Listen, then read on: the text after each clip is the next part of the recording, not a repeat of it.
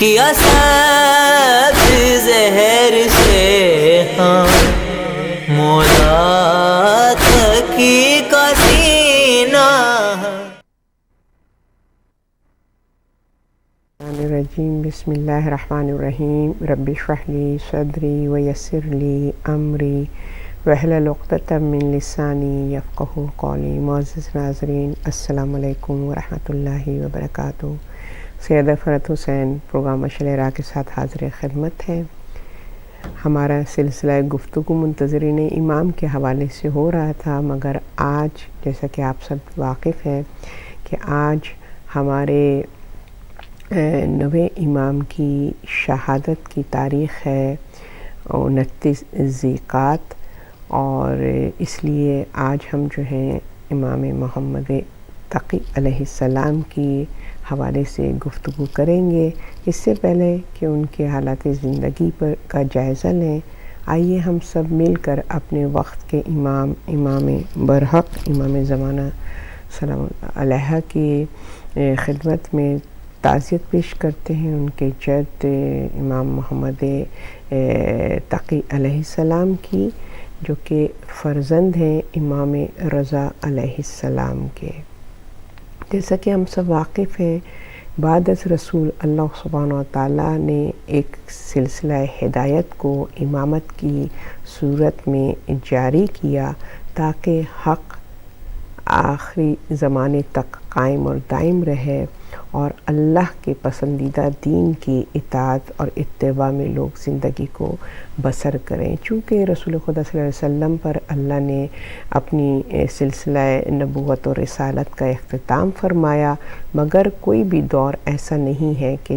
جس دور میں اللہ نے اپنے بندوں کو بغیر ہادی اور رہبر اور رہنما کے رکھا. تو یہ سلسلہ امامت جو ہے وہ جاری ہوا بعد از رسول خدا صلی اللہ علیہ وآلہ وسلم. مگر افسوس اس بات کا ہے کہ مسلمانوں نے اس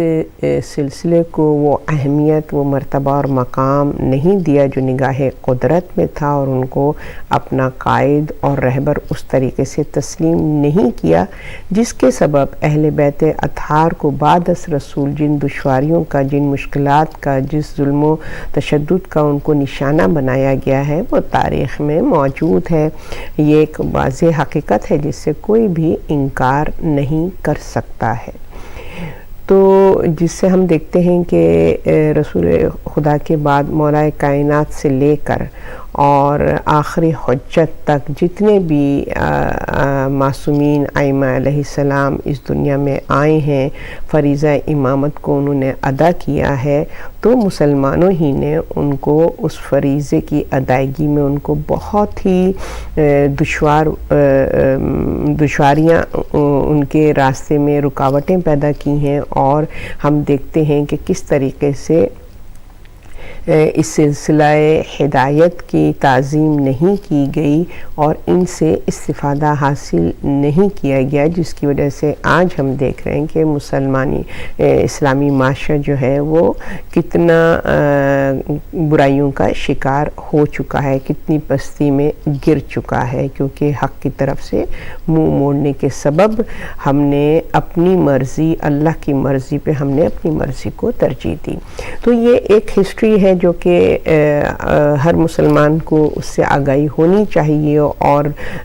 جو گزشتہ غلطیاں ہوئی ہیں اس کو ہم ریپیٹ نہ کریں، اور ہم اس سلسلہ جو اللہ سبحانہ وتعالیٰ نے جاری و ساری رکھا ہے اس کو ویلیو کریں، اس کی قدر کریں. تو ہم دیکھتے ہیں کہ مولا کائنات کا بھی جو دور امامت ہمیں نظر آتا ہے، یعنی کہ جو بحیثیت امام کے آپ نے جو اپنی امامت کے دور کو گزارا ہے، تو وہ آپ کی ظاہری خلافت کے بعد وہ بہت ہی مختصر پیریڈ ہے 4 سال کا، کہ جس میں آپ کو موقع ملا کہ آپ جو ہیں وہ رضائے رب کو مقدم رکھتے ہوئے منشاء الہی کے مطابق دین اسلام کا پرچار کریں، اس کی مسلمانوں کو اس کی طرف تبلیغ کریں اور ان کو متوجہ کریں۔ اور اس کے بعد ہم دیکھتے ہیں کہ امام حسن علیہ السلام کا بھی جو دور امامت ہے، تو ویسے تو ظاہر ہے کہ منصوص من اللہ ہیں، تو جب سے اس دنیا میں آئے ہیں یا جب سے اللہ نے ان کا انتخاب کیا ہے وہ امام ہیں، مگر جب دنیا میں آپ تشریف لائے ہیں تو جو دور امامت ہے وہ ان کی ایج کے حساب سے ہے، مگر جو امپلیمنٹ کیا ہے امامت کے، جو انہوں نے پیریڈ گزارا ہے ایک امام کے بعد جب دوسرے امام کی امامت ایکٹیو ہوئی ہے، تو اس حساب سے ہم دیکھتے ہیں کہ امام حسن علیہ السلام کا جو دور امامت ہے وہ 10 سال کا ہے بعد از مولا کائنات، اور اس میں بھی جو ان کو موقع ملا ہے تو وہ تو چند مہینوں کا موقع ہے کہ جو ان کو نصیب ہوا۔ اور امام حسین علیہ السلام کے حوالے سے ہم دیکھتے ہیں کہ ان کا بھی دور امامت جو ہے وہ 10 سال کا ہے بعد از امام حسن، اور ان کو بھی ظاہر ہے کہ ہم دیکھتے ہیں کہ ان کو جو ہے وہ موقع نہیں دیا گیا کہ وہ اپنے عہدہ امامت کے ذریعے سے دین حق کو سکون کے ساتھ یعنی بغیر کسی رکاوٹ کے وہ حق کو پہنچائیں۔ وہ تو اپنا تبلیغی کام کرتے رہیں، مگر قیام کی صورت میں ہمیں نظر آتا ان کا امپیکٹ، ان کی امامت کا، جو کہ وہ 10 دن کا یا میں کہوں گی کہ وہ جو عاشورے کا دن ہے وہ اتنا بڑا امپیکٹ ہے قیامت تک کے لیے کہ جس نے اپنے اثرات چھوڑے ہیں۔ تو امام حسین کو بھی وقت بہت کم ملا ہے، اور اسی طریقے سے تمام ائمہ کا جو دور امامت ہے وہ مختصر ترین رہا ہے، مگر امام محمد تقی علیہ السلام کا جو دور امامت ہے وہ 17 ایئرس کا ہے، اور آپ معصومین میں وہ واحد فرد ہیں کہ جن کی عمر جو ہے وہ بہت ہی کم عمری میں آپ نے جام شہادت نوش فرمایا ہے۔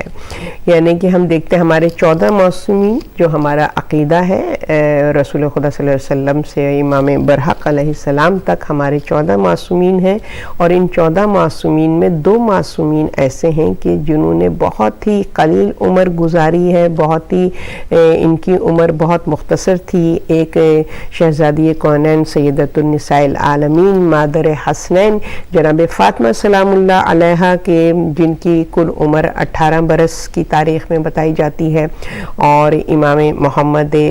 تقی علیہ السلام کہ جن کی ٹوٹل عمر جو ہے وہ 25 ایئرس کی ہے۔ اتنی کم عمری میں کہ میں آپ کو جو ہے وہ جام شہادت نوش کرنا پڑا اور آپ کو شہید کر دیا گیا، اور افسوس اس بات کا ہے جتنے بھی ائمہ معصومین ہیں کوئی بھی غیروں کے ہاتھوں شہید نہیں ہوئے ہیں۔ سو کالڈ مسلمانوں ہی نے بہت ہی اذیت کے ساتھ، بہت بے دردی کے ساتھ، بہت بربریت کے ساتھ خاندان رسول کے ساتھ جو ان کا ناروا سلوک ہے، کہ حقیقت ہے کہ اسلام کی تاریخ کو اگر ہم اس رخ سے دیکھتے ہیں تو لہو لہان ہے اسلامی تاریخ، اور بہت زیادہ کہنا چاہیے کہ خون کے آنسو رلاتی ہے، اور بہت دکھ ہے اپنی تاریخ پڑھنے میں کہ جو ظلم و تشدد ہوا ہے ان معصوم ہستیوں پر جن کو اللہ نے معصوم قرار دیا ہے، جن کا کسی بھی شخص سے کوئی پرسنل کوئی گرج نہیں تھا، کوئی دشمنی نہیں تھی، کوئی ذاتی کوئی دشمنی نہیں تھی، کسی کو اذیت نہیں پہنچائی، کسی کو دکھ نہیں پہنچایا، کسی کا مال غصب نہیں کیا، یعنی کسی قسم کا بھی کوئی ناانصافی ان معصومین کے ذریعے سے بندگان خدا کو نہیں کی گئی ان کے ساتھ، مگر آپ دیکھیے کہ کس بے دردی کے ساتھ ان کو جو ہے وہ شہید کیا گیا۔ تو آج امام محمد تقی علیہ السلام ہمارے کم سن معصوم 25 سال کی عمر میں جام شہادت آپ نے نوش فرمایا ہے، اور ان کی زندگی کو جو ہم دیکھتے ہیں تو یہ تاریخ میں 10 رجب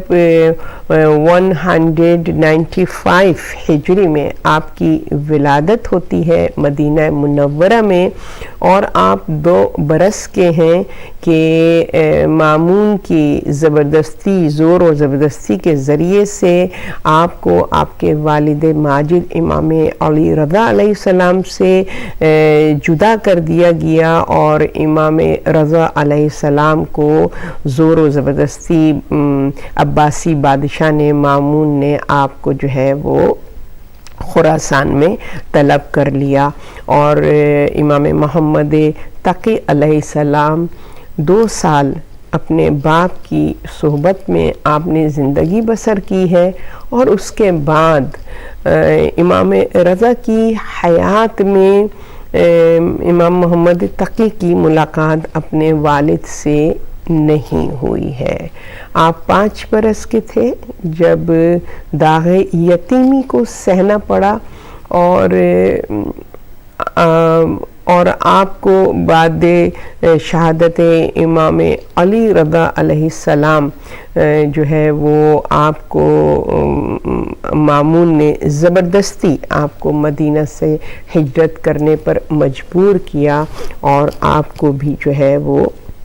سامرا میں طلب کیا۔ تو یہ آپ دیکھیں کہ امام محمد تقی علیہ السلام کی جب ہم زندگی کو دیکھتے ہیں تو بہت ہی زیادہ اشک بار ہوتی ہیں آنکھیں ان کی مظلومی کو، ان کے اوپر جو ظلم ہوا ہے، جو زیادتیاں ہوئی ہیں، اس کو جب میں پڑھتی ہوں، جیسے اب پروگرام کر رہے ہیں یا مجھے مجلس پڑھنی ہوتی ہے، اور جب ہم اسٹڈی کرتے ہیں معصومین کی زندگی کو، تو یقین کریں اٹس ویری ہارڈ، بہت ہی ڈیفیکلٹ ہوتا ہے ان کی زندگی کے حالات زندگی کو پڑھنا، اور اتنی اذیت ہوتی ہے، اتنا دل جو ہے رنجیدہ ہوتا ہے، مگر ظاہر ہے کہ حقیقت کو اور جو ناانصافیاں ہوئی ہیں اہل بیت اطہار پر ان کو بیان کرنا بھی ضروری ہے، تو بہت ہی مشکل ہوتا ہے ان کی زندگی کے حوالے سے گفتگو کرنا۔ مگر امام محمد تقی علیہ السلام کہ جو 2 برس کے تھے اور امام رضا علیہ السلام کو ہجرت کرنا پڑی، تو آپ نے اہل مدینہ کو خاص کر جو ہے وہ امام محمد تقی علیہ السلام کی امامت کے حوالے سے آگاہ کیا کہ میرے بعد جو امام ہیں وہ میرا یہ فرزند محمد تقی، اور ظاہر امام رضا علیہ السلام کے ایک ہی فرزند تھے، اور آپ نے جو ہے وہ مسلمانوں کو ان کی طرف متوجہ کیا، اور ان سے بیعت لی کہ میرے بعد، یعنی کہ اب میں یہاں سے ہجرت کر رہا ہوں تو میری جگہ اب یہ تمہارے امام ہیں، اور جو بھی مسئلے ہوں شرعی مسئلے اور کسی قسم کے، تو اپنی اس زندگی میں ان کو اپنا رہبر اور ہادی سمجھتے ہوئے ان سے اپنے مسئلے اور مسائل کو اور اپنے طریقہ زندگی کو بہتر بنانے کے لیے ان سے گائیڈنس حاصل کرنا۔ تو یہ وہ معصومین ہیں کہ جن کو اللہ نے منتخب کیا ہے، جن کی علم کے لیے، جن کی معرفت کے لیے جو ہے وہ عمر کی قید نہیں ہے، یعنی کہ جب اس دنیا میں آئے ہیں بحیثیت امام کیا آئے ہیں تو ان کا مرتبہ اور مقام بچپنے میں بھی وہی ہے جو جوانی میں ہے، اور کسی قسم کا عمر جو ہے وہ حائل نہیں ہوتی ہے ان کی امامت کی پاور اور اس کے فرائض کی ادائیگی میں۔ تو یہ اللہ سبحانہ وتعالیٰ کا کرم ہے، بے شک اس کا انتخاب ہے، اور کن فیکون کی منزل پہ ہے، اس کے دست قدرت میں سب کچھ ہے، اللہ کل شیء قدیر۔ تو یہ تعجب اس وقت ہو انسان کو کہ جب یہ انسانی معاملات ہو، جب معاملہ اللہ سبحانہ وتعالیٰ کی طرف سے ہے تو پھر اس میں کوئی شک و شبہ کی گنجائش نہیں رہتی ہے کہ ہاؤ کم اٹس پاسبل، اتنا کم عمر بچہ جو ہے وہ اتنا تمام دینی مسائل میں اور تمام علوم پہ ایسے عبور کیسے حاصل کر سکتا ہے؟ یہ اللہ سبحانہ و تعالیٰ کی قدرت ہے، یہ اس کی کرامات ہے، یہ اس کا معجزہ ہے، یہ اس کی طاقت ہے، وہ جس طرح چاہے جس کو جو عطا کر دے۔ تو امام محمد تقی علیہ السلام جو ہیں وہ 2 برس کی عمر سے امامت کے فرائض کو انجام دے رہے تھے مدینہ میں، اور لوگ جو ہیں حالانکہ وہی جو مینٹیلٹی ہے کہ ہاؤ کم اٹس پاسبل، تو لوگ جو ہیں ڈسٹریکٹ ہوئے اور مختلف فرقے بھی بنے آپ کے دور میں۔ تو وہ تو میں چاہوں گی آپ تاریخ میں پڑھ لیے، ہمارے پاس ٹائم بہت کم ہوتا ہے تو ہم اتنی ڈیٹیل سے ان چیزوں کی طرف گفتگو نہیں کر سکتے ہیں۔ ہم جو خاص پوائنٹ ہے اس کی طرف ہم آپ کو متوجہ کرنا چاہتے ہیں، کیونکہ معرفت امام بہت ضروری ہے، جیسے کہ حدیث رسول ہے کہ جس نے اپنے وقت کے امام کو نہیں پہچانا جہالت کی موت مر گیا۔ لہٰذا ہم سب کے لیے واجب ہے، لازمی جز ہے کہ ہم اپنے معصومین کی سیرت، ان کے سوانح عمری، ان کی زندگی کے حوالے سے، ان کے حالات سے ہم آگاہ ہوں، اور ان کی حیات میں ان کا جو طریقہ زندگی تھا اور جن جن چیزوں کی طرف انہوں نے ہمیں متوجہ کیا ہے اس سے ہم گائیڈنس لیں، اس سے ہم رہنمائی حاصل کریں۔ جیسے امام محمد تقی علیہ السلام کے جو کہ کاظمین میں جن کا روزہ اور حرم کاظمین میں اپنے دادا امام موسیٰ کاظم علیہ السلام کے ساتھ ایک ہی چھت کے نیچے ہے، اور اس کو کاظمین ہی اس لیے کہا جاتا ہے کہ یہاں پر وہ 2 معصوم امام دفن ہیں کہ جنہوں نے بدترین حالات اور بدترین سچویشن کہ جس طریقے سے لوگوں نے ان کی مرتبے اور مقام کو نہیں جانا اور جس طرح ان کو رسوا کیا، جس طرح ان کی تذلیل کی ہے، مگر پیکر حلم بن کر اپنے غصے کو کنٹرول کر کے صفت کاظم اپنے اندر اس طریقے سے عیاں کی ہے کہ آپ دونوں دادا اور پوتے جو ہیں وہ کاظمین کے حوالے سے یاد کیے جاتے ہیں کہ یہ 2 وہ معصومین ہیں کہ جنہوں نے ضبط کیا ہے، انتہا پر پہنچ گیا تھا ظلم و تشدد اور جہالت اور دین سے دوری، اور آپ دونوں معصومین نے، ہر امام نے ظاہر ضبط کیا ہے، مگر ہر امام کے دور میں جو چیز کی سب سے زیادہ لیکنگ تھی، سب سے زیادہ جس پر کہنا چاہیے کہ نیگلیجنس کی جو صفت شکار تھی، تو اس امام کے دور میں امام اسی صفت اخلاقی سے جو ہے وہ منسوب کیے گئے اور مشہور ہوئے، اور ان کو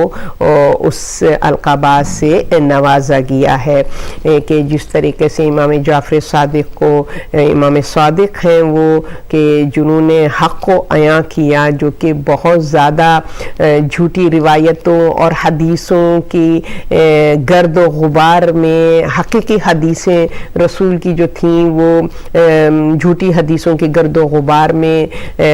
کہنا چاہیے دب گئی تھیں، تو امام جعفر صادق علیہ السلام نے ان کو ریوائیو کیا ہے۔ تو صادق کہلائے امام محمد باقر کے جنوں کے زمانے میں علم جو تھا وہ لیسٹ پوائٹری میں تھا، اور لوگ بودر ہی نہیں کرتے تھے سمجھنے کی، اور وہ جو کلام الہی میں جو متشابہات ہیں، محکم آیات ہیں، اس کی ڈیپتھ کو، ان دقیق نکات کو سمجھنے سے قاصر تھے اور نہ وہ اس کو اہمیت دیتے تھے۔ اور امام محمد باقر یعنی کہ جنہوں نے علم کو شگافتہ کیا ہے، اور علم قرآنی کو، علم لدنی کو، علم الہی کو لوگوں کے ساتھ شیئر کیا، اس کو آشکار کیا ہے۔ تو میرا کہنے کا مقصد یہ کہ ہر امام کی ایکول کوالٹیز، ایکول صفات، مگر ان کے دور میں جو جو چیزوں کی لیکنگ تھی اس کے حوالے سے جو ان کا کنٹریبیوشن ہے، جو ان کا اسٹرگل ہے اور ان کی کوشش ہے، تو اس حوالے سے ان کو اس لقب سے نوازا کیا۔ اسی طریقے سے امام محمد تقی کو جو ہے وہ آپ کا لقب جواد بھی ہے کہ کس طریقے سے آپ نے وہ دور تھا کہ جہاں پہ اتنی خود غرضی اور سیلفشنس سے سوسائٹی میں، اسلامک سوسائٹی میں ہو گئی تھی کہ ہر کوئی بس اپنی ذات کے حوالے سے اپنا فائدہ دیکھتا تھا اور اپنی نیڈز کو، اپنی ضروریات کو پوری کرنے کی جد و جہد میں لگا رہتا تھا۔ امام جواد، امام محمد تقی علیہ السلام کہ جنہوں نے سخاوت اپنے عمل سے اور یونیورسٹی کا جو بہترین امپیکٹ آپ نے دوبارہ سے زندہ کیا، وہ اخلاقی آداب کو، وہ اخلاقی قاعدے اور قانون کو کہ جو کہ ایک فریضہ ہے انسانیت کا سلسلے میں کہ انسان کو سخی ہونا چاہیے اور جو ضرورت مند ہوں، جو نیڈی پیپل ہوں، ان کے نیڈز کا خیال کرنا چاہیے، ان کی مشکلات کو دور کرنے کی کوشش کرنی چاہیے۔ تو ہم دیکھتے ہیں کہ امام محمد تقی علیہ السلام کی صفت جوادی جو آپ کے اندر تھی، یعنی کہ سخی انسان جو کسی کی بھی مشکل کو برداشت نہیں کرتے تھے اور بہت ہی جنراسٹی کے ساتھ آپ نے غربا اور مسکینوں کی مدد کی ہے اور ان کی زندگی کو سہل اور آسان بنانے میں کمفرٹیبل آپ نے ان کی زندگی کو بنایا ہے۔ تو ہم دیکھتے ہیں کہ امام محمد تقی علیہ السلام کے جن کی امامت کا جو پیریڈ ہے وہ 17 ایئرس کا ہے، اور اس 17 ایئرس میں ہم دیکھتے ہیں کہ آپ 2 سال کے تھے جیسے میں نے پہلے عرض کیا، اور باپ کے ہوتے ہوئے باپ کے سائے سے محروم ہوئے، اور آپ کے والد ماجد امام علی رضا علیہ السلام نے مدینہ سے ہجرت فرمائی ہے، اور پھر اس کے بعد آپ کو اپنے والد سے ملاقات کا موقع نصیب نہیں ہوا، اور اس کے بعد جب امام علی رضا علیہ السلام 2002 میں ہجری میں 202 ہجری میں جب آپ کو مامون نے، جو کہ بہت ہی اس طریقے سے آپ کو لے کر آیا تھا، بظاہر بہت زیادہ اس نے یہ اظہار کیا تھا مسلمانوں کے درمیان کہ میں اہل بیت سے بہت محبت کرتا ہوں اور فرزند رسول کا میرے اندر بہت ہی تعظیم ہے، ادب ہے، اور یہ کہہ کر اس نے، حالانکہ اس کا اپنا ذاتی مفاد تھا، کیونکہ جیسے میں نے پہلے بھی عرض کیا تھا جب ہم نے امام رضا علیہ السلام کے حوالے سے گفتگو کی تھی کہ اس کا ذاتی مفاد تھا، اس کو کوئی اہل بیت اطہار سے کوئی لینا دینا نہیں تھا، کوئی ان کا احترام اس طریقے نہیں، اپنی غرض و غایت کے سبب اس نے امام کو زبردستی مدینہ سے بلایا ہے، اور پھر آپ کو ظاہری طور پہ لوگوں کو امپریس کرنے کے لیے کہ میں وہ جو آپس میں عرب اور عجم کا جو تضاد ہو رہا تھا اور ایک لہر دشمنی کی دوڑی ہوئی تھی، اس لہر کو، اس اشتعال انگیزی کو ٹھنڈا کرنے کے لیے اس نے جو ہے وہ امام کو خلافت جو ہے اس کی آفر کی، جو کہ حقیقتاً جس میں کوئی سچائی نہیں تھی، اور اس کو پتا تھا کہ امام ریفیوز کر دیں گے، مگر اس نے اپنا ٹیکہ بٹھانا تھا، اور پھر جب امام نے انکار کر دیا تو پھر اس نے ولی عہدی کے حوالے سے امام کو انسسٹ کیا، اور اس حد تک انسسٹ کیا کہ مجبوراً امام کو ولی عہدی کو قبول کرنا پڑا، مگر انہوں نے اپنی ٹرم اینڈ کنڈیشن میں اس ولی عہدی کو قبول کیا۔ تو ہم دیکھتے ہیں کہ وہی کہ جو کہ خلافت بانٹ رہا تھا ان کو، وہی جو ان کو ولی عہدی دے رہا ہے، اور اسی نے امام علی رضا علیہ السلام کو زہر دے کے ان کو شہید کروایا، کیونکہ ظاہر جو غاصب ہوتا ہے وہ ہمیشہ اس کے اندر یہ خوف رہتا ہے کہ یہ میری چیز تو ہے نہیں، میں نے تو چھینی ہوئی ہے، اور کبھی بھی جس سے چھینی گئی ہے وہ کبھی بھی اس کو واپس لینے کی قدرت رکھتا ہے، طاقت رکھتا ہے، لہٰذا وہ ہمیشہ ڈرتا رہتا ہے، غاصب ہمیشہ ڈرتا رہتا ہے، اور جس کا جو حق ہوتا ہے کسی چیز پہ وہ سکون و اطمینان میں ہوتا ہے، اس کو کوئی ڈر نہیں ہوتا کہ کوئی اس سے چھین لے گا، کیونکہ وہ اس کی اپنی چیز ہے۔ تو اسی طریقے سے خلافت کو جو ہے وہ اہل بیت اطہار سے چھینا گیا، تو ہمیشہ جس دور میں بھی جو بھی خلیفہ رہے ہیں ان کو ڈر رہا ہے ان افراد سے، اہل بیت اطہار سے کہ ان سے ہم نے جو ہے وہ خلافت کی گدی چھینی ہے اور ان سے ہم نے یہ عہدہ چھینا ہے، تو یہ کسی بھی وقت جو ہے وہ اپنی چیز کو واپس لینے کی جو ہے وہ کوشش کر سکتے ہیں. اور اس حوالے سے بہت اسپریس کیا گیا اہل بیت اطہار کو، بہت ہی آئسولیٹڈ کر دیا گیا تاکہ وہ اپنی طاقت کو یکجا نہ کر سکیں. حالانکہ ان کو اس کا اندازہ ہی نہیں تھا کہ ائمہ معصومین علیہ السلام کو کارواں اور قافلے کی ضرورت نہیں ہے، یہ اللہ سبحانہ وتعالیٰ کی شعر ہیں، یہ اللہ سبحانہ وتعالیٰ نے ان کو وہ قدرت اور طاقت عطا کی ہے کہ جو تنہا بھی کافی ہیں دشمن کا مقابلہ کرنے کے لیے. جیسے مولا کائنات 40 ننگی تلواروں کے درمیان رسول خدا کی حکم کی اطاعت کرتے ہوئے شب ہجرت بستر رسول پہ سوئے ہیں، اور کوئی ان کے ساتھ ان کا کوئی طاقتور گروپ نہیں تھا، کوئی گارڈز نہیں کھڑے ہوئے تھے جو ان کی جان کی حفاظت کے لیے تعین کیے گئے تھے، وہاں پہ رکھے گئے تھے. تو کوئی ایسے نہیں تھا، ایک تنہا مولا کائنات. اور اس سکون کی نیند سوئیں کہ مولا فرماتے ہیں کہ میری زندگی میں صرف ایک ہی شب ایسی تھی جو میں یقین کے ساتھ سویا ہوں، اور وہ سونا مولا کائنات کا اللہ سبحانہ وتعالیٰ کو جو یقین کے ساتھ اتنا بھایا ہے کہ اللہ سبحانہ وتعالیٰ نے اس سونے کو خرید کر اپنی رضا دے دی ہے. تو یہ وہ ہیں کہ جن کے پاس مشیت الہی ہے، یہ وہ ہستیاں ہیں جن کو اللہ نے رضا رب دی ہے، جن کو ید اللہ کہا ہے، اپنی طاقت کہا ہے، اسد اللہ کہا ہے، اپنا شیر کہا ہے. تو ان کو جو ہے وہ آئسولیٹڈ کرنے سے، لمیٹڈ کرنے سے ان کی طاقت میں اور ان کی قدرت میں ذرہ برابر بھی کوئی کمزوری نہیں آتی ہے. یہ تو مسئلہ خداوندی تھی، مشیت الہی ہر دور میں، چونکہ دین کو کنٹینیو کرنا تھا تو اللہ سبحانہ تعالیٰ کی یہ تابع تھے، یہ کسی اور کے تابع نہیں تھے، ان کو کسی اور کا خوف نہیں تھا. بس یہ رضا الہی اس کی منشا کو دیکھتے تھے کہ رب ہم کس دور میں رب ہم سے کیا چاہ رہا ہے. ان کے لیے آسان نہیں تھا، مولا کائنات کے لیے کوئی مشکل نہیں تھی کہ آپ جو ہیں وہ اپنے حق کو جو آپ سے ضبط کیا گیا ہے وہ آپ واپس نہ لے لیتے. کسی بھی امام کے لیے کوئی مشکل نہیں تھی حق کو واپس لینا، مگر انہوں نے کبھی بھی اللہ کی دی ہوئی طاقت کو اپنی ذاتیات کے لیے، اپنی ذات کے لیے صرف نہیں کیا ہے. لہٰذا انسان جو دشمن اہل بیت ہیں ان کو یہی خوش فہمی تھی کہ اگر ہم ان کو سپریس کر کے رکھیں گے، ان کو ہم مظلوم کر دیں گے اور ان کو ہم بالکل ہی مجبور کر دیں گے تو پھر یہ سر نہیں اٹھا سکیں گے، پھر یہ بغاوت کے قابل نہیں رہیں گے. سمجھ نہ پائے، وہ اس طاقت کو سمجھ نہیں پائے، اس قدرت کو، معصوم امام کی قدرت کو وہ سمجھ نہیں پائے. بہر کیف تو امام محمد تقی علیہ السلام کو جب 5 برس کی عمر میں آپ جو ہیں وہ یتیم کر دیے گئے، یتیم ہو گئے، اور اپنے بابا کی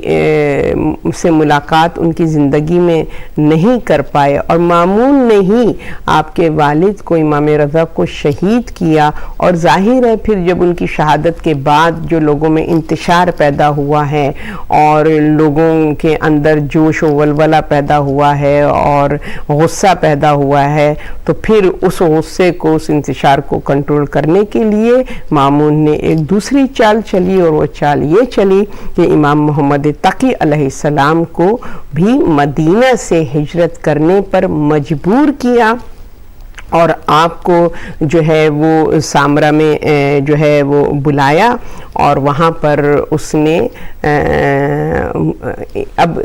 امام رضا کے اس فرزند کے ساتھ انہوں نے کیا کیا، امام رضا کو تو ولی عہدی دی، اور امام محمد تقی کے ساتھ اپنی بیٹی کا عقد کر لیا. اور نیت اور ارادہ ظاہر ہے، یہی تھا کہ وہ اپنے منصوبے میں کامیاب ہونا چاہتا تھا، لوگوں کو ٹھنڈا کرنا چاہتا تھا کہ دیکھو میں کتنا احترام کرتا ہوں اہل بیت اطہار کا، کہ میں نے اہل بیت فرزند رسول کو اپنا داماد بنا دیا اور اپنی بیٹی جو ہے ان کے عقد میں دے دی، حالانکہ مقصد صرف یہ تھا تاکہ اہل بیت اطہار کے ساتھ میری بھی نسبت قائم ہو جائے۔ ساری زندگی دشمنان اہل بیت نے اپنی دشمنی کا اظہار کیا ہے رسول اور آل رسول سے، مگر یہ بھی خواہش ظاہر کی ہے کہ کسی نہ کسی طریقے سے کوئی رشتہ ان سے قائم ہو جائے تاکہ شاید ہم بھی اتنے متبرک ہو جائیں، ہمیں بھی وہ فضیلت اور مقام عطا ہو جائے۔ اور ہم دیکھتے ہیں کہ ہسٹری میں ہمیں ایسے رشتہ ملتی ہیں کہ جو اس بیس پہ تھیں کہ علی کے ساتھ جو نسبت ہے رسول خدا کی، جو یہ بھائی چارہ ہے، جو یہ جو ان کے اندر جو ایک خاندانی ایک تعلق ہے، لہٰذا ہم بھی کسی نہ کسی طریقے سے اپنی بیٹیوں کو دے کر ان کے ساتھ اس تعلق کو استوار کرنے کی کوشش کریں، مگر یہ رشتے جو اللہ سبحانہ و تعالیٰ قائم کرتا ہے ان کا مرتبہ اور مقام جو ہے وہ الگ ہی ہوتا ہے۔ بہرحال تو مامون نے امام محمد تقی علیہ السلام کو اپنی جو ہے وہ بیٹی سے آپ کا جو ہے وہ عقد کروایا، اور اس کی جو مطلب ریزنز جو تاریخوں میں لکھا ہے، شیخ مفید نے بھی اس کی طرف اس کو تحریر کیا ہے، اور علامہ طباطبائی نے بھی اس حوالے سے جو گفتگو کی ہے، تو اس میں یہی کہا گیا ہے کہ جو کہ ہسٹری کی حقیقت ہے کہ ایک تو نسبت رشتہ قائم کرنا، اہل بیت اطہار سے تعلق کو اپنے مضبوط کرنا اس حوالے سے، اور دوسرے پھر وہ خوف نہیں رہے گا، اپنے داماد ہوں گے تو اب داماد ظاہر ہے کہ پھر وہ اس طریقے سے دشمنی تو نہیں کر سکیں گے، یعنی کہ ان کے تخت ان کا سیکیور ہو جائے گا، ان کی بادشاہ سیکیور ہو جائے گی۔ اور دوسرا ریزن یہ بتاتے ہیں کہ مامون کو چونکہ بہت زیادہ علم کا شوق اور ذوق تھا، اور وہ اپنا یہ اس ذریعے سے وہ اپنے علم کی تشنگی کو دور کرنا چاہتا تھا کہ امام محمد تقی علیہ السلام کے دور میں بھی اس نے جو ہے وہ بہت سے مناظرے کروائے اور بہت سے مختلف مذاہب کے لوگوں کو بلا کر، اور امام محمد تقی علیہ السلام کے ساتھ جو ہے وہ اس نے سوال و جواب اور مناظروں کا سلسلہ رہا ہے۔ تو ہم دیکھتے ہیں کہ امام محمد تقی علیہ السلام کا جو 17 ایئرز کا جو دور امامت ہے، کہ جس میں آپ جو ہیں وہ 8 برس کے تھے، کہ جب مامون نے آپ کو جو ہے وہ مدینہ میں بلایا ہے، اور اس کے بعد آپ کی شادی کی ہے، اور بہت ہی زیادہ آپ کم سن تھے، ظاہر ہے اس لیے بہت زیادہ آبجیکشن بھی ہوا، اور لوگوں نے بہت زیادہ مامون کو اس حوالے سے برا بھلا بھی کہا کہ یہ کیسے پاسبل ہے، اتنے کم عمر لڑکے سے اس نے اپنی بیٹی کی شادی کر دی ہے، اور وہاں پر پھر ان کو امامت کی وہ مرتبہ منزلت کا کو وہ پھر قائل ہو جاتے ہیں کہ یہ خاندان رسول ہے، ان کی عمر کی کوئی قید نہیں ہوتی ہے، علم و معرفت کی منزلوں پر اور عزت و تکریم کی اس یہ شاعر اللہ ہیں، تکریم پر اس منزل پر ہیں کہ ایج میٹر نہیں کرتی، یعنی کہ جہاں اپنا مفاد ہوتا ہے تو وہاں اہل بیت اطہار کی عظمت کو بھی وہ جو ہیں وہ اس کا بھی اظہار کر دیتے ہیں۔ تو یہ اللہ لوگ جو ہے وہ فرماتا ہے کلام الہی میں کہ دشمن دین کے مکر کو ہم جو ہیں انہی کی طرف پلٹا دیتے ہیں، وہی جو دشمن ہیں اللہ کے انتخاب کے ایسے حالات پیدا کر دیتا ہے خداوند کریم کہ وہ پھر انہی جن افراد کے دشمن ہوتے ہیں ان کو اپنی ذاتی مفاد کے لیے پھر تکریم بھی دیتے ہیں، ان کے فضائل کو بھی بیان کرتے ہیں، ان کے مرتبے اور مقام کو بھی لوگوں کے سامنے ظاہر کرتے ہیں۔ تو یہ اللہ سبحانہ وتعالیٰ کے معاملات ہیں، منصوبے ہیں، وہ کس طریقے سے دشمن کے مکر کو ان کی طرف پلٹاتا ہے۔ تو ہم دیکھتے ہیں کہ 8 سال کی عمر میں امامت جو منصب ہے آپ کا جو ہے، آپ جو ہیں وہ کم عمر ہونے کی باوجود آپ کو مامون جو ہے وہ اپنی بیٹی سے عقد کروا دیتا ہے. اور یہ ظاہر ہے کہ یہ شادی میں، جب شادی کسی دنیاوی مقصد کے لیے ہوتی ہے تو نیچرلی اس شادی کا کہنا چاہیے جو رشتہ ہوتا ہے وہ اتنا پائیدار نہیں ہوتا ہے. اور دو مختلف اپوزٹس، ایک دنیاوی بادشاہ کی پروردہ اولاد اور ایک کائنات کے شہنشاہ کا فرزند، کتنا فرق ہے. کمپیٹیبلٹی میں بالکل کسی قسم کی نہیں ہے، ذہنی آہنگی نہیں ہے، کسی لیول پہ بھی کوئی کمپیریزن نہیں ہے، کوئی میچ نہیں ہے. مگر ظاہر ہے کہ اہل بیت اطہار نے دین حق کے لیے ہمیشہ قربانیاں دی ہیں، اور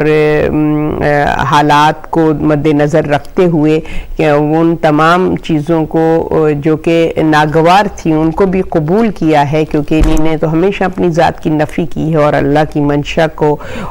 مقدم جانا، اور اللہ نے جو امامت کے ذریعے سے جو ان کو ذمہ داریاں دی ہیں اس کی طرف ان کا فوکس رہا ہے. تو لہٰذا ظاہر ہے کہ امام کے پاس کوئی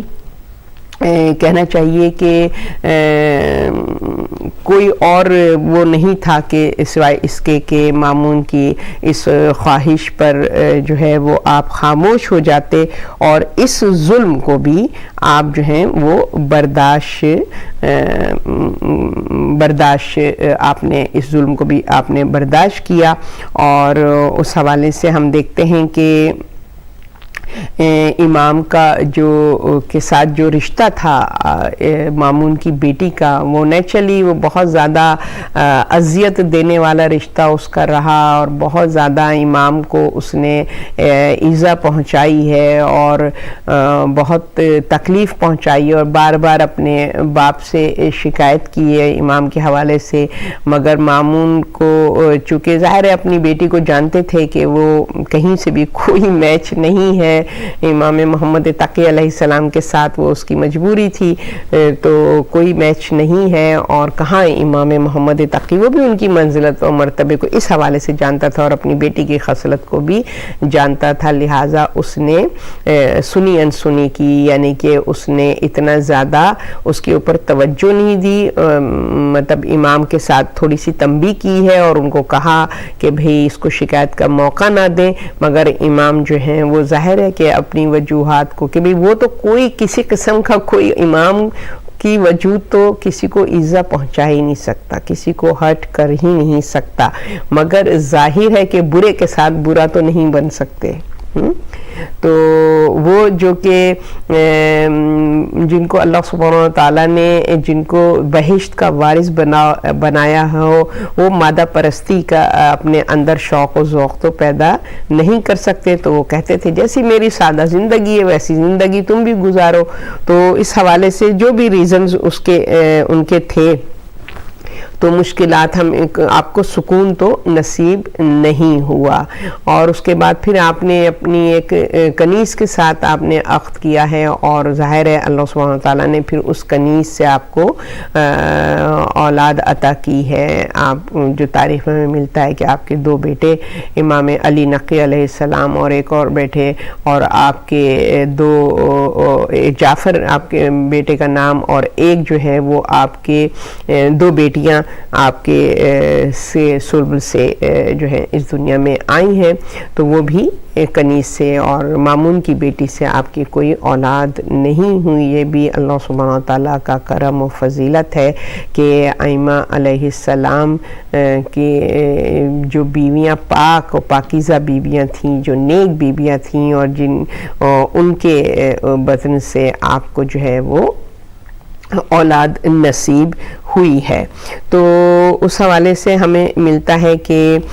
امام محمد تقی علیہ السلام کی جو مناظرے ہیں، کہ جس کو یحییٰ بن اقسم کے ساتھ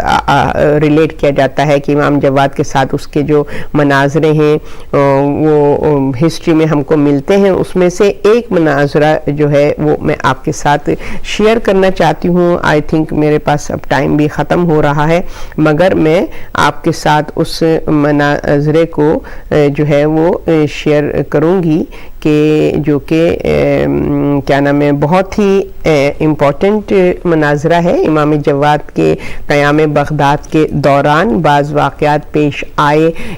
جو لوگوں کے درمیان امامت کی منزلت سے آگاہی کا سبب بنے. اب دیکھیں اللہ کس طریقے سے امام کی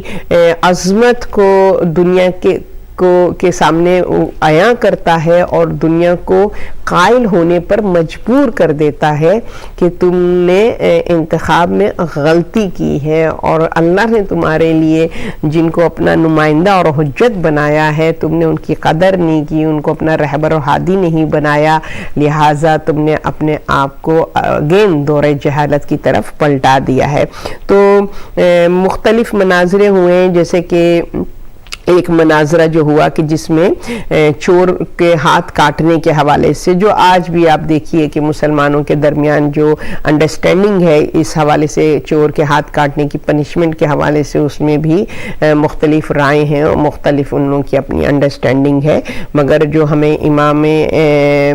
جواد کے ذریعے سے جو ہمیں فتویٰ ملتا ہے کہ امام سے پوچھا گیا کہ چور کے ہاتھ کاٹنے کے سلسلے میں جو اختلاف ہے کہ چور کا ہاتھ کلائی سے کاٹا جائے یا کوہنی سے کاٹا جائے، تو ان سے کہا گیا کہ امام نے فرمایا کہ اچھا بتاؤ لوگوں کی کیا اوپینین ہے اس حوالے سے، کیا انڈرسٹینڈنگ ہے. کہا بعض فقہاء نے کلائی سے ہاتھ کاٹنے پر رائے دی ہے اور بعض نے کہا ہے کہ کوہنی سے ہاتھ کو جو ہے وہ کاٹنے کا حکم اختیار کیا ہے. تو امام سے پوچھا گیا کہ آپ کی کیا اس حوالے سے جو چور کے ہاتھ کاٹنے کی سزا کو اسلام نے جاری کیا ہے اس حوالے سے آپ کی کیا رائے ہے. تو ظاہر ہے یہ اہل بیت اطہار ہیں، یہ جب کوئی جواب دیتے ہیں تو قرآن کی آیات کی روشنی میں اس کے ریفرنس کے ساتھ. ویسے تو مسلمان بہت کہتے ہیں ہمارے لیے کتاب کافی ہے، مگر جب بات اس چیز کی آئے،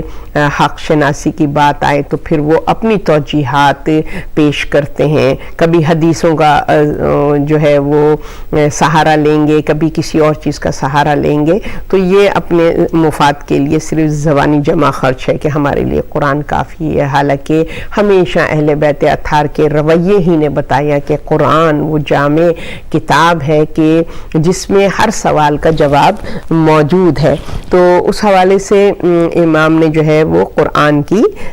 آیت پڑھی وَأَنَّ الْمَسَاجِدَ لِلَّهِ فَلَا تَدْعُوا مَعَ اللَّهِ أَحَدًا، کہ آپ نے حوالہ دیا کیا کہ اور یہ کہ سجدے کے مقامات اللہ کے لیے مخصوص ہیں. سجدے کے مقامات اللہ کے لیے مخصوص ہیں، لہٰذا اللہ کے ساتھ کسی کو خدا نہ کہو. تو امام نے اس حوالے سے واضح کر دیا. اب کیا ہے اس میں کیا کہ چوری کے لیے ہاتھ کہاں سے کاٹنا چاہیے؟ امام نے اس آیت کا ریفرنس دیا کہ جس میں اللہ فرما رہا ہے کہ سجدے کے مقامات اللہ کے لیے مخصوص ہیں. یعنی وجود انسانی میں جو سجدے کے مقامات ہیں، پیشانی ہے اور ہاتھوں کی ہتھیلیاں ہیں اور گھٹنے ہیں اور پاؤں کے انگوٹھے ہیں، کہ جو کہ یہ 7 چیزیں ہیں کہ جو کہ سجدے کے لیے ضروری ہیں کہ ان کو پراپر انسان زمین پر ان کو زمین سے کنیکٹ کرے اور موو نہ کرے. یعنی کہ جب سجدے کی ذکر کر رہا ہو تو اس کے یہ 7 اعضاء زمین پر بغیر حرکت کے ساکت ہوں اور پھر اس کے بعد وہ سجدے کا ذکر کرے. ہمارے یہاں اکثر ایسا ہوتا ہے ذکر کر رہے ہوتے ہیں، نہ انگوٹھے زمین پہ برابر سے لگے ہوئے ہوں گے، نہ گھٹنے جو ہے وہ صحیح سے ہوں گے، نہ پیشانی حرکت میں ہوگی یا ہاتھ حرکت میں ہوں گے صحیح سے، ہتھیلیاں زمین پر نہیں ہوں گی، اور ہم ذکر کر کے ہم تو نماز کو بس کہتے ہیں نا کہ فرض ایک بوجھ ہے، او کہ شکر ہے یہ بوجھ بھی اتر گیا ہمارا، پڑھ لی نماز. نہیں سجدے کے نشان جو آپ کے حصے ہیں ان کو زمین پہ پورا ہونا چاہیے. امام نے فرمایا کہ ہاتھ جو ہے وہ انگلیوں کو کاٹنا ہے چور کی. وہ بھی ایک تو پوری اس کی وہ ہسٹری ہے کہ وہ پوری لاجک اور ریزن اور شرائط ہے کہ چور کے جب آپ ہاتھ کاٹ رہے ہیں جو سزا ہے تو اس کی بھی ساری ڈیٹیل ہے کہ کیسے, اور اگر کہ وہ اس بات کا حقدار ہے کہ اس کو سزا دی جائے اور اس کے ہاتھ کاٹے جائیں تو امام فرماتے ہیں کہ انگلیوں کو کاٹو, کیونکہ سجدے کے جو مقامات ہیں وہ اللہ کے لیے ہیں. حق نہیں ہے کسی کو کہ کسی بھی چور کا ہاتھ جو ہے کلائی سے کاٹ دے یا کوہنی سے کاٹ دے, نہیں انگلیوں کو کاٹنا ہے تاکہ وہ عبادت الہی میں اس کے لیے کوئی رکاوٹ نہ بن سکے. یہ معصومین ہے باخدا. میں کہتی ہوں کہ اگر ان معصومین کے وہ جو مناظرے ہیں, وہ جو کوسچن آنسر ہیں جو انہوں نے اپنے اپنے دور میں لوگوں کے سوالوں کے جواب دیے ہیں, اگر ہم ان کو ہی اسٹڈی کر لیں تو ہمیں شریعت صحیح معنوں میں سمجھ آ جائے گی اور ہم صحیح معنوں میں دین پر کے علم کو حاصل کر کے اور اس پر عمل پیرا ہو سکیں گے. تو اللہ سبحانہ و تعالی ہمیں توفیق دے کہ ان ہستیوں کا جو ہم ذکر کرتے ہیں, ہم ان کی ولادت, ان کی شہادت مناتے ہیں اور ان کی خوشی میں خوش, ان کے غم میں غمگین ہوتے ہیں, تو اللہ ہمیں توفیق دے کہ ان کے جب کردار کا ذکر ہو رہا ہو, جب ان شخصیات کا ذکر ہو رہا ہو, تو ہمارے اندر بھی جستجو پیدا ہونی چاہیے کہ ہم اپنے اندر بھی وہ انڈرسٹینڈنگ دین کے حوالے سے قرآن کو اپنے دین کا حصہ قرار دیتے ہوئے اور ہم قرآن کو اپنی زندگی میں شامل کریں اور اس سے ہدایت حاصل کریں, اور جو وارث قرآن ہیں ان کی حیات کو, ان کے کردار کو, ان کے دور زندگی کو اپنے لیے نمونہ بنا کر ان کے فٹ اسٹیپ پر جو ہے ہم چلیں, ان کو فالو, ان کے فٹ اسٹیپ کو فالو کریں. تو اس حوالے سے بحیثیت مسلمان کے, بحیثیت مومن کے, یہ ہمارا فریضہ ہے کہ ذکر برائے ذکر نہیں ہونا چاہیے. اگر ہم امام محمد تقی الجواد کا ذکر کر رہے ہیں تو ان کی صفت جوادی کو اپنانا چاہیے. ہمارے اندر وہ سخاوت پیدا ہونے چاہیے, ہمارے اندر سے وہ سیلفشنس نکل جانی چاہیے کہ جو صرف اپنے آپ کو, اپنے خواہشات کے حصول کے لیے ہمارے اندر جو طمع ہے کہ ایک نہ ختم ہونے والی خواہشات ہے کہ ختم ہی نہیں ہو رہی ہیں, ہم اس پر بند باندھیں اور اپنے میں توکل پیدا کریں, اپنے میں ہم جو ہے وہ اعتدال پیدا کریں, اور ہم اپنے علاوہ بھی لوگوں کی خواہشات اور ان کی نیڈز کی طرف متوجہ ہوں, جس طریقے سے ہمارے معصومین نے اپنی خواہشات کو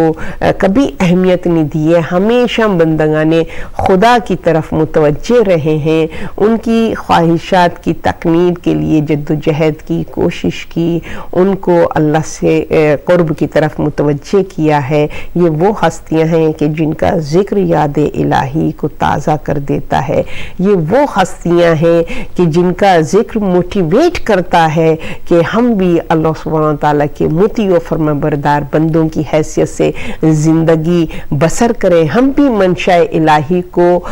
مقدم جانیں, چاہے دنیا میں جتنی بھی رکاوٹیں ہوں, جتنا بھی ہارڈ شپ ہمیں فیس کرنی پڑے, جتنی بھی دشواریاں ہم کو سہنی پڑے, ہمارے لیے ان دشواریوں کا سہنا زیادہ آسان ہے. ہمارے معصومین بتاتے ہیں یہ دنیاوی مشکلات کو, دنیاوی امتحانات کو سہنا آسان ہے بنسبت اس کے کہ اللہ سبحانہ تعالیٰ کی ناراضگی کو سہا جائے, اللہ سبحانہ تعالیٰ کی ناراضگی کو برداشت کیا جائے, وہ سہنا بہت ہی مشکل ہے. تو خداوند کریم ہمیں توفیق دے کہ ہم اپنے اس امام کی کہ جن کی آج ہم شہادت کو غمگین نمناک آنکھوں سے منا رہے ہیں، معبود برحق ہم کو توفیق دے کہ ہم ان کی زندگی کو اپنے لیے نمونہ عمل قرار دیں اور اپنے اندر اہل بیت اطہار کی وہ خصوصیات پیدا کریں تاکہ ہمارا شمار حقیقی شیعان حیدر کرار میں ہو۔ اپنا اور اپنے عزیز و اقارب کا خیال رکھیے گا۔ ہدایت ٹی وی اس کی انٹائر ٹیم کو اپنی دعاؤں میں یاد رکھیے گا۔ اگلے ہفتے تک کے لیے اجازت چاہتی ہوں۔ والسلام علیکم ورحمۃ اللہ وبرکاتہ۔ کیا ساتھ زہر سے ہاں مولا